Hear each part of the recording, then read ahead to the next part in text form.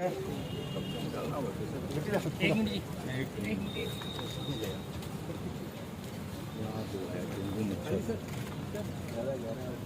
संस्थान में पौधारोपण करते हुए नजर आ रहे हैं यूपी के कृषि मंत्री सूर्य प्रताप शाही। और हमारी आपसे भी अपील रहेगी इस वीडियो को आप शेयर करें। आपको बता दें सूर्य प्रताप शाही करनाल के जितने भी अनुसंधान केंद्र हैं कृषि विभाग के, उनमें सभी पूरा करेंगे।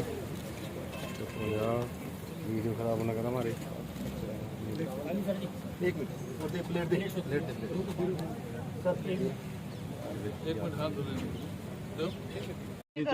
करो भी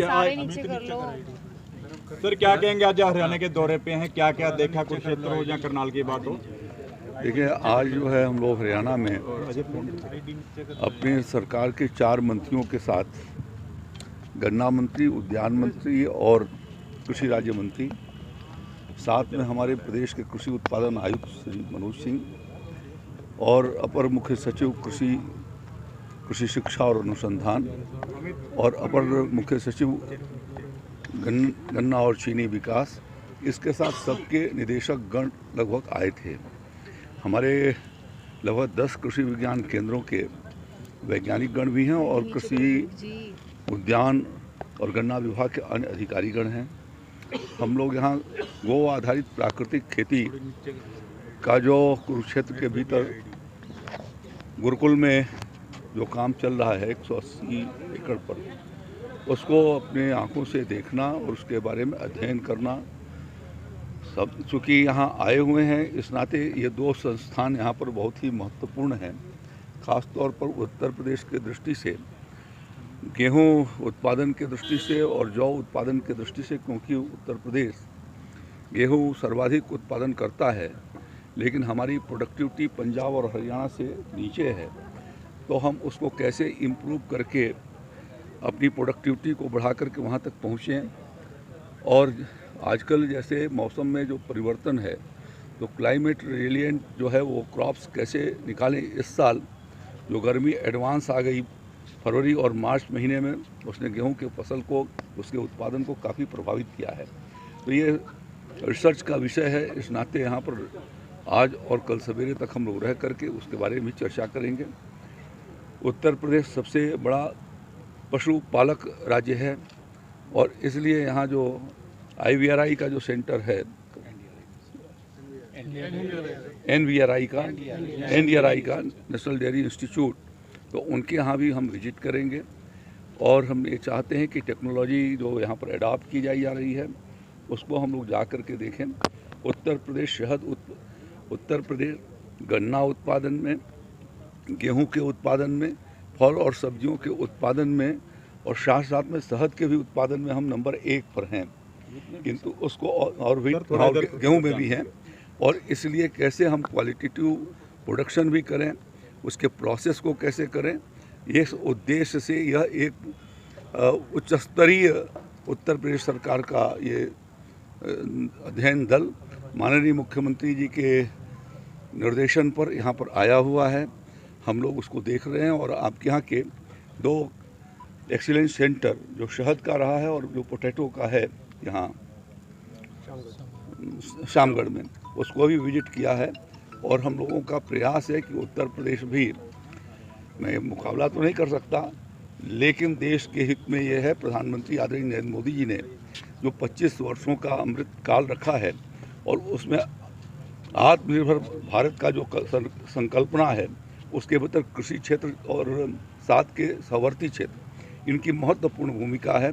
और इसलिए उस भूमिका को अदा करने के लिए उत्तर प्रदेश, चूँकि जनसंख्या की दृष्टि से और भौगोलिक दृष्टि से भी, जनसंख्या की दृष्टि से तो सबसे बड़ा प्रदेश है और भौगोलिक दृष्टि से भी हमारे पास जलवायु भी बेहतर है, लेकिन हमारी प्रोडक्टिविटी पंजाब और हरियाणा की तुलना में कम है। तो उसको हम कैसे बढ़ा करके अपनी वैरायटी को ठीक कर सकें और साथ साथ में कौन से एग्रीकल्चर के प्रैक्टिस अख्तियार करें जिससे कि हम उसको इनके बराबर पहुंच सकें, इसका एक हमारा प्रयास है। क्या क्या वहाँ से खेती, जो प्राकृतिक खेती चल रही है, जिसकी चर्चा आदरणीय प्रधानमंत्री नरेंद्र मोदी जी ने पिछले 2 वर्षों में अनेक बार गुजरात से भी, वाराणसी से भी, अभी पिछले दिनों कार्यक्रमों के भीतर चर्चा किया है। और ये अपेक्षा किया है कि ज़मीन की गिरती हुई सेहत को देखते हुए ऑर्गेनिक कार्बन कैसे बढ़े, इसलिए और और साथ साथ में पौष्टिक उत्पादन कैसे हो, वाली गुणवत्तापूर्ण उत्पादन कैसे हो, इन चीज़ों पर उन्होंने एक प्रकाश डाला है। तो उस दृष्टि से जो हम लोगों ने देखा है आज इस मौसम में, जबकि सितंबर महीने में भारी बरसात हुई, शुरुआती दौर में सूखे से खासतौर पर हमारा उत्तर प्रदेश काफ़ी प्रभावित रहा है, उसके बावजूद भी यहाँ की फसलें नहीं गिरी गुरुकुल की, ये अपने में एक आश्चर्य है। और जो खेतों में गन्ना खड़ा है या धान खड़ी है हरियाणा के भी, उससे बेहतर उनके खेतों में खड़ा है। तो इसलिए यह एक महत्वपूर्ण विधा है, जिस विधा के बारे में उसको जानकारी करना, उसके प्रैक्टिस को इस्तेमाल करना, और यही काम हमारे डॉक्टर ज्ञानेंद्र सिंह 2967 करके जो वैरायटी गेहूं की आई थी, उस वैरायटी को इन्होंने निकाला था और उसको उत्तर प्रदेश में बहुत पॉपुलर रही है। सर, आपने कहा बरसात हुई है, उसके साथ यूपी का एरिया लगता है, हरियाणा का एरिया लगता है, जमुना के साथ वहाँ काफ़ी नुकसान हुआ है। देखिए, नुकसान के लिए राज्य सरकार, हमारे मुख्यमंत्री जी ने उसके लिए भी निर्देश दिए हैं। हम लोग उसका सर्वेक्षण करा रहे हैं। जहाँ पर उत्तराखंड या राजस्थान और मध्य प्रदेश की बरसात की वजह से हमारे कुछ ज़िले, लगभग 17-18 ज़िले प्रभावित रहे, वहाँ पर उन्होंने सर्वेक्षण करके और आपदा निधि से उसको किसानों को कंपनसेट करने के लिए निर्देश दिए हैं। 23 लाख के करीब हमारे किसान प्रधानमंत्री फसल बीमा योजना के भीतर आच्छादित हैं खरीफ के क्रॉप में, उससे कंपनसेट किया जाएगा। और क्रॉप कटिंग के बाद यदि रिजल्ट आता है और उत्पादन में जो कमी होगी, मुख्यमंत्री जी ने कहा है कि किसानों के हित को, योगी आदित्यनाथ जी ने कहा है कि उसको हम भरपाई करेंगे और किसानों को किसानों की आय की बात आ रही थी।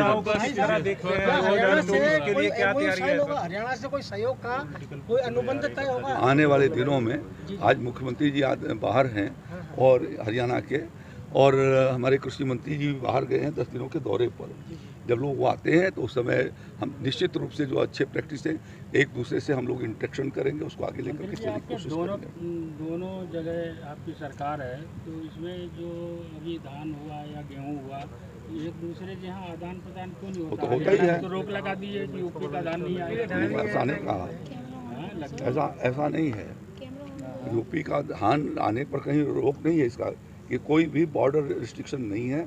और पूरे देश में एक बाजार के लिए आदरणीय प्रधानमंत्री जी ने चर्चा किया, उसके लिए कानून मिला। अभी तो कहीं नहीं खरीदा जा रहा है, अभी खरीदा ही नहीं जा रहा है। अभी तो तैयार होकर राजस्थान का जो घटनाक्रम है उसको कैसे देखते हैं? अभी तक तो तैयार होकर के आया ही नहीं है। अब वो उस घटना मैं आज जो है वो कृषि के पर्पज से आया हूँ, उससे ज़्यादा मैं कुछ नहीं कहना चाहता। धन्यवाद।